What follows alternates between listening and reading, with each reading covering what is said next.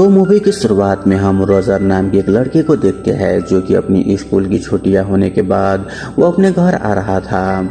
वहीं उसको घर लाने के लिए उसी की घर की एक नौकरानी आई हुई थी। यहाँ पर हम देखते हैं कि रोजर अपनी नौकरानी को देखने के बाद वो मन ही मन बहुत ही खुश हो रहा था। वहीं जब वो घर पहुँचता है तब वो अपनी मॉम से मिलता है, लेकिन उसकी मॉम की नज़र उसकी गीले पैंट पर पड़ जाता है। दरअसल रोजर अपनी नौकरानी को देखते हुए अपनी पैंट को ही गीला कर लिया था, जिसे उसकी मॉम देख लेती है।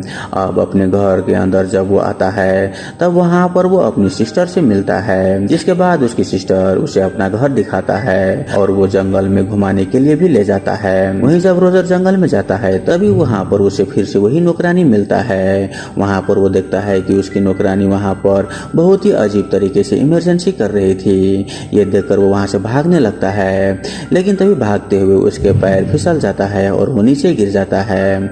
वहाँ पर उसे मालूम चलता है कि जंगल से उसे एक और आवाज आ रही है। वहीं जब वो आवाज की तरफ पास जाकर देखता है तब उसे मालूम चलता है कि उसी के घर की एक नौकरानी किसी दूसरे आदमी के साथ रोमांस कर रही है।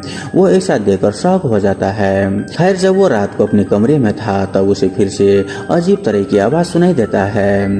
जब वो अपने दरवाजे के पास से बाहर देखता है तभी उसकी नौकरानी उसे दिखाई देता है जो कि अपने रूम में बाहर खड़ी थी और वहाँ पर वो किसी दूसरे आदमी के साथ इंटीमेट हो रहा था।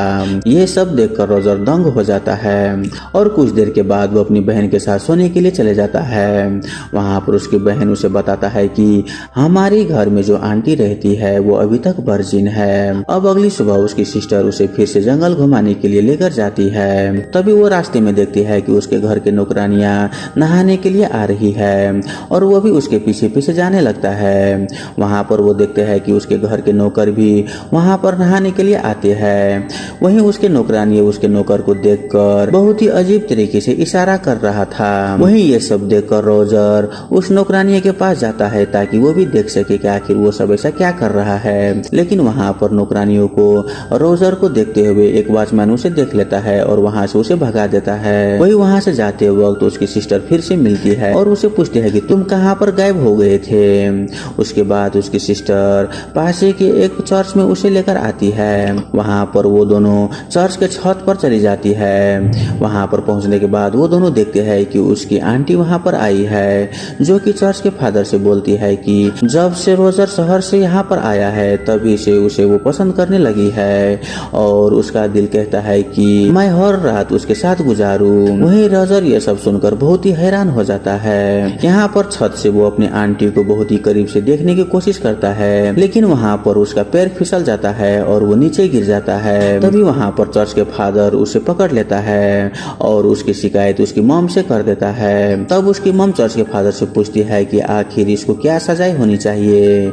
ये सुन फादर बोलता है कि उसके पिछवाड़े में 100 बार चाबुक से मारा जाए और यह सब कुछ होता देख उसकी नौकरानी और सिस्टर देख रही होती है।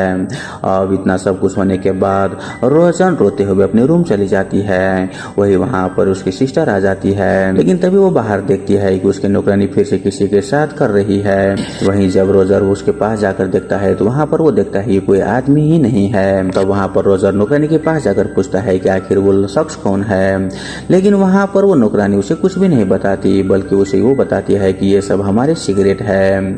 बस इतना कहकर वो वहाँ से चली जाती है। अब थोड़ी देर के बाद रोजर को वहाँ पर एक बुक मिलती है जो कि अश्लील था। अब यहाँ पर रोजर उस बुक को लेकर एक सेफ जगह पर जाकर पढ़ने लगता है, लेकिन तभी वहाँ पर उसके घर की एक दूसरी नौकरानी आ जाती है जो कि मुर्गियों को दाना डालने के लिए आई थी। लेकिन उसी वक्त वहाँ पर एक दूसरा नौकर आकर उसके नौकरानियों को अंदर से लॉक कर देता है और उस नौकरानियों के पीछे से जाकर बजाने लगता है। ये सब देखकर रोजर को बहुत ही अजीब लगता है और वो वहाँ से निकल जाता है। लेकिन यहाँ पर इतना सब कुछ होने के बाद रोजर को भी ऐसा काम करने के लिए मन करता है, इसीलिए वो एक नौकरानी के घर में जाकर उसको वो पीछे से टच करने की कोशिश करता है। लेकिन तभी वहाँ पर दूसरा शख्स आ जाता है जिसके कारण वो वहाँ से भाग निकलता है। वहीं जब रोजर जा रहा था तभी उसकी एक नौकरानी मिलता है। यहाँ पर रोजर को रहा नहीं जाता और वो उसके पीछे से पकड़ लेता है। पहले तो वो नौकरानी मना करती है, लेकिन बाद में वो मान जाती है। अब उसी बीच एक दिन वहाँ पर मालूम चलता है कि उस शहर में दूसरा वर्ल्ड वार शुरू हो गया है, जिसके कारण वहाँ के सारे मर्द को अब युद्ध लड़ने के लिए जाना पड़ेगा। वहीं ये जानकर रोजर बहुत ही खुश हो जाता है क्योंकि वहाँ के सारे मर्द को युद्ध के लिए जाना था। अब इसी का फायदा रोजर उठाता है। वो सारे कमरे में जाकर सारे नौकरानियों के साथ वो सब कुछ करता है और रात को वो अपनी आंटी का इंतजार करता है। वहीं जब रात को उसकी आंटी आती है तब वहाँ पर उसके कमरे में जाकर वो दोनों बातें करने लगते हैं। वहाँ पर बातों ही बातों में रोजर अपनी आंटी से पूछता है कि आप अभी तक वर्जिन क्यों हो, मैं आपको इसमें मदद कर सकता हूँ। यहाँ पर उसकी आंटी पहले तो मना करता है लेकिन वो बाद में मान जाती है और हम देखते हैं कि रोजर अपनी आंटी के साथ रात गुजार देता है। वहीं कुछ देर के बाद वहाँ पर हेलन नाम की एक नौकरानी आती है और वहाँ पर वो रोजर को ऐसा करता हुआ देख लेता है लेकिन रोजर वहाँ से भाग जाता है। अब अगले दिन हम देखते हैं कि रोजर अपनी हवस सारी नौकरानियों के साथ मिटाने के लिए तैयार था।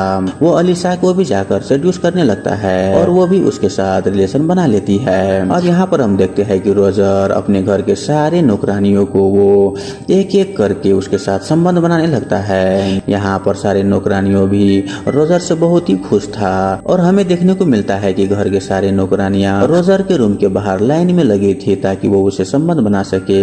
यहाँ पर रोजर का ऐसा हाल हो गया था कि वो टाइम नहीं दे पा रहा था। वो एक बार में 2-3 नौकरानियों के साथ भी संबंध बनाने लगे थे। यहाँ पर रोजर जैसा चाहता था उससे कई ज्यादा वो अब संबंध बनाने लगे थे। अब इस तरह से कई दिन गुजर जाते हैं। तभी वहाँ पर एक दिन लिसा आकर बोलती है कि वो प्रेग्नेंट है। ये सुनकर रोजर शॉक हो जाता है। वहीं नेक्स्ट डे रोजा भी उसके कमरे में आकर बोलती है कि वो भी प्रेग्नेंट है। तभी वहाँ पर उसकी आंटी भी आ जाती है और बोलती है कि वो भी प्रेग्नेंट है और हमें मालूम चलता है कि रोजर ने अब तक जिस चीज से संबंध बनाया है सारे के सारे लड़कियां प्रेग्नेंट हो चुकी थी। अब ये सब जानकर रोजर बहुत ही शॉक हो जाता है। अब कैसे भी करके उन सारे प्रॉब्लम को उसे सॉल्व करना था, इसीलिए वो घर के सारे नौकरानियों को एक साथ बुलाता है और बोलता है कि तुम घर के सारे नौकर के साथ जाकर संबंध बना लो ताकि उसे ऐसा लगे कि तुम्हारे पेट में पल रहे बच्चा उसका है। और सारे नौकरानियां ऐसा ही करती है और धीरे धीरे करके रोजर सारे महिलाओं को दूसरे पुरुष के साथ संबंध बनवा देता है ताकि उन सारे मर्दों को ऐसा लगे कि वो सारे बच्चे उसी का है। और ऐसा करके रोजर अपनी सारे प्रॉब्लम्स को सॉल्व कर देता है। और वही यहाँ पर रोजर का छुट्टियों भी खत्म हो चुका था और हम देखते हैं कि रोजर लास्ट में अपने स्कूल के लिए वहां से निकल जाता है और ये मूवी यहीं पर खत्म हो जाता है।